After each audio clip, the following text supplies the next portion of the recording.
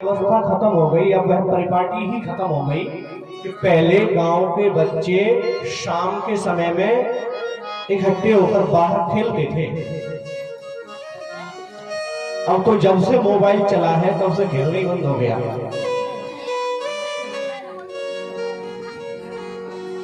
तो गांव के नगर जनकपुर के बच्चे बाहर खेल रहे थे, जैसे ही राम लक्ष्मण जी आए तो बच्चे दौड़ दौड़ करके अपने घर को गए। अरे वो दोनों आ गए, जल्दी घर से बाहर निकलो, जल्दी निकलो। माता पिता पूछते कौन आ गए? अरे वही जो जिनको हमारे महाराज लेकर के आए हैं, दोनों आ गए।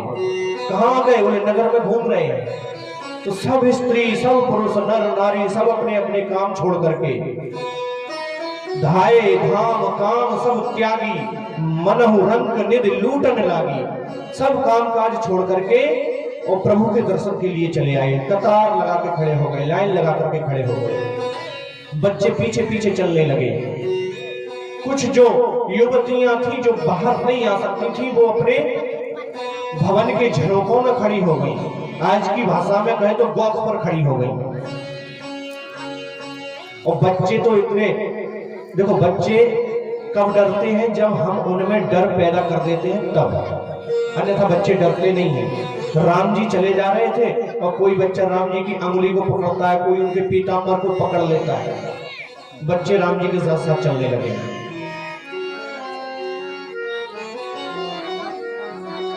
जब हम बच्चों को डराते हैं तभी डरते हैं बच्चे। बच्चे साथ चलने लगे। सभी व्यक्ति कतार लगा करके खड़े हैं, राम जी के दर्शन कर रहे हैं, लखन लाल के दर्शन कर रहे हैं। सखियां ऊपर से देख रही हैं। एक सखी बोली, मुझे लगता है ये ना ब्रह्मा जी हैं। तो दूसरी सखी बोली, पगला गई है क्या? ब्रह्मा के 4 मुंह हैं, इनको तो एक ही है। हाँ तो सही कह रही है, ब्रह्मा नहीं है तो ये जरूर शंकर भगवान होंगे। तो एक सखी बोली, बिल्कुल ही बोरा गई है, विकट वेश मुख पंच पुरारी। अरे गले में मुंड माला पहनते हैं शंकर जी, जटाएं बड़ी बड़ी हैं, कितने सुंदर हैं, कोटि मनोज लजावन हारे। इनको शंकर जी का वेश पता नहीं है? शंकर जी ऐसे है क्या?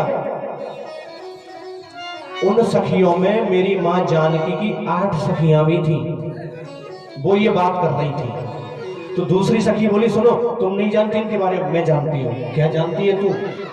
बोली ये है ना, ये वो है, वो जो सांवले रंग के जा रहे हैं ना, इनकी माँ का नाम है कौशल्या और इनका नाम है राम।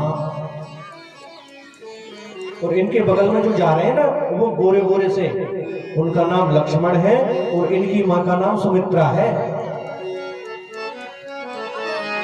तो तीसरी सखी बोली, बस इतना ही पता है तुझे? मुझे तुझसे ज्यादा पता है। बोले तुझे क्या पता है? कि ये गुरु विश्वामित्र जी की यज्ञ की रक्षा करने के लिए आए थे, और पता है अपने गुरु सदानंद जी की मां अहिल्या जी का उद्धार करके आ रहे हैं अभी अभी। तो लखन लाल जी बोले, भैया हमारे बारे में बातें चल रही हैं, ऊपर देखो क्या कौन कर रहा है बात। राम जी बोले, सुन चुपचाप सीधे सीधे चल, कहीं नहीं देखना इधर उधर, इसीलिए मैं तेरे साथ में आया हूं। बिल्कुल सीधे सीधे चले जा रहे। कई लोगों में आदत होती है ना, जाते इधर है देखते इधर है, पता पड़ा तब तक खंबे में टकरा गए। कई लोगों में आदत होती है, इधर उधर ताकने की आदत होती है और सीधे पता पड़ा खंबे में टकरा गए। लेकिन राम जी ऐसा नहीं करते, सीधे जा रहे हैं। इतने में एक सखी बोली, ये जो सांवले वाला है ना, ये कहीं अपनी किशोरी को दूल्हा के रूप में मिल जाए तो कितना अच्छा हो गए। तो लखन लाल जी बोले, भैया अब तो शादी विवाह की बातें होने लगी, अब तो देख लेने दो। राम जी बोले, सुन चुपचाप चल, बिल्कुल नहीं देखना इधर उधर, गुरु जी से कह दूंगा मैं। ऐसे नगरवासियों को सुख देते हुए चले जा रहे हैं। 5वीं सखी कहती है कि चिंता मत करो, जो ब्रह्मा जी है ना सबके लिए उचित फल देते हैं।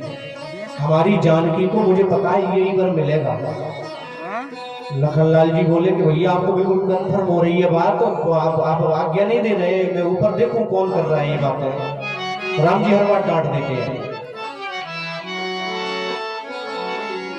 छठवीं सखी कहती है कि कहीं देव योग से ऐसा संयोग बन जाए कि जानकी के साथ इनका विवाह हो जाए तो बड़ा अच्छा हो। तो और सखियां बोली उसमें अच्छे की क्या बात है, जानकी के साथ विवाह होगा, आनंद जानकी को मिलेगा, हमारे भलाई क्या है उसमें।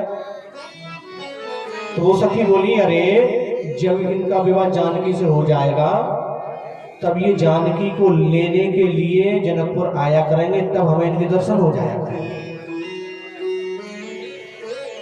ऐसे सखियां बातें कर रही थी, लेकिन सातवीं सखी ने संशय रख दिया। सातवीं सखी क्या बोली? बोली सातवीं सखी राम को देख कर रच दिए हैं विधाता ने जोड़ी सुघर। जोड़ी तो अच्छी लगेगी, तुम सही कह रहे हो, पर धनुष कैसे तोड़ेंगे है बारे कुंवर। ये धनुष है ना बहुत कठोर है, इसको कैसे तोड़ेंगे, बहुत छोटे हैं उम्र में, 12 हैं। मन में शंका बनी की बनी रह गई, उसने शंका जता दी। विवाह तो तब होगा ना जब धनुष तोड़ेंगे, धनुष पर प्रत्यंचा चढ़ा देंगे। इनके शरीर को देख रही हो, इनके हाल देख रही हो, कितने छोटे छोटे, कैसे तोड़ेंगे। तब 8वीं सखी बोली 8वीं सखी छोटे देखन में है। अरे देखने में ही लग रहा है ये छोटे हैं नहीं, पर चमत्कार इनका तू नहीं जानती। तो इनका चमत्कार नहीं जानती, ये देखने में ही छोटे लग रहे हैं। एक ही बाण में ताड़ का राक्षसी,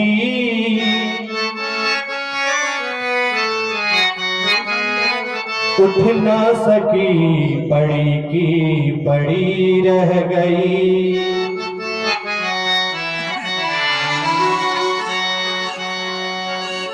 एक ही बाण में तारका को मार दिया, उठ नहीं पाई। इनके चमत्कार बहुत बड़े बड़े हैं। तो सखियां बोली, आपस में बात कर रही हैं कि हम इनके विवाह की चर्चा कर रहे हैं, इनके बारे में कितनी बातें कर रहे हैं, बहुत ही ढीठ है, देखते ही नहीं है हमारी ओर।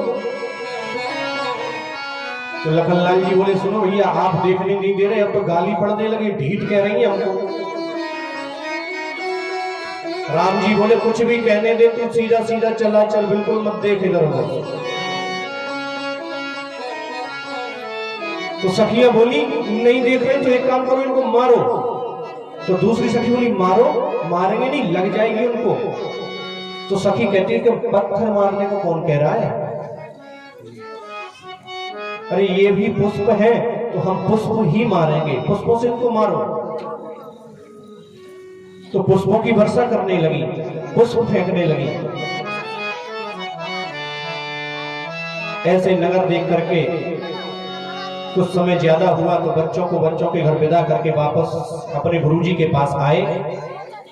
तो गुरुजी के पास आकर के गुरुजी ने संध्या वंदन इत्यादि किया।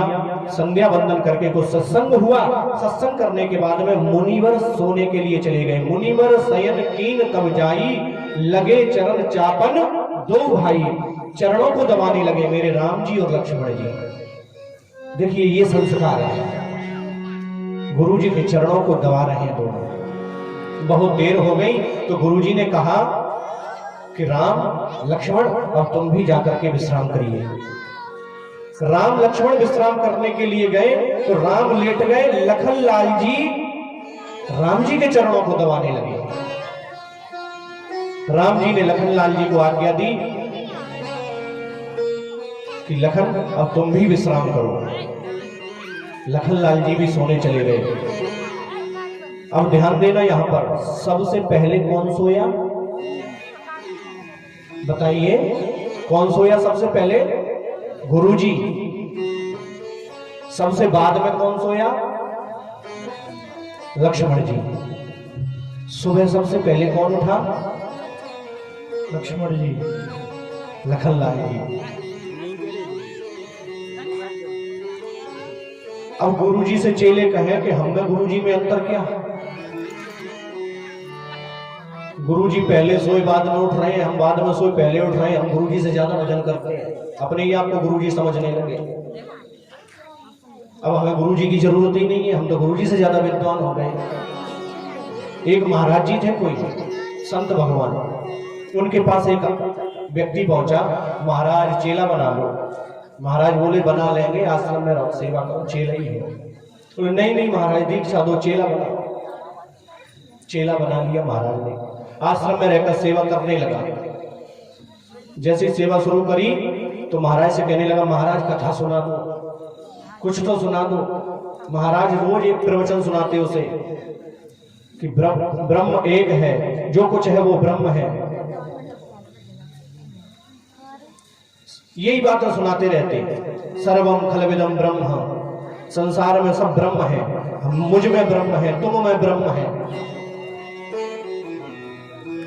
तो एक दिन चेला को लगा, जब गुरुजी में ब्रह्म है, मुझ में भी ब्रह्म है, तो फिर मुझ में गुरुजी में अंतर क्या है? तो चेला एक दिन गुरुजी से बोला, महाराज हो गई दीक्षा, हम तो चले अब। गुरुजी बोले, वो तो हम पहले दिन जान रहे थे। अब ये चले आए, अब ये स्वयं गुरुजी बन गए, इनने अपने भी चेला बना लिए।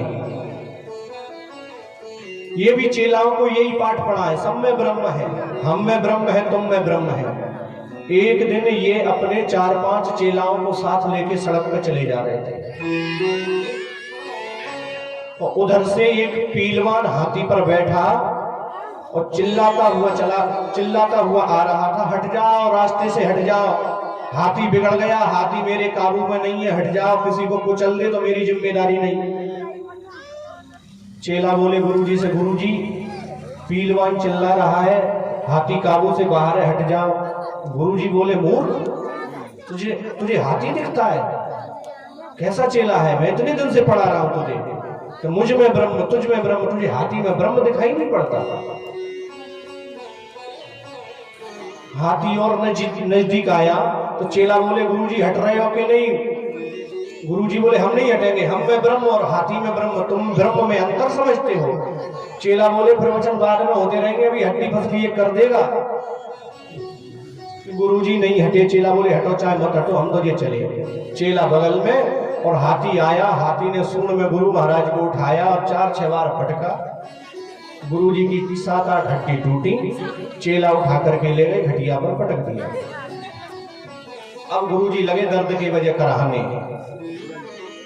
एक दिन बड़े गुरुजी को पता चला कि चेला की हड्डी टूट गई। गुरुजी देखने आए, चेला के पास आए, कहो चेला ये हाल कैसे हो गया, किस कुसंग में पड़ गए कि ये हाल हो गया?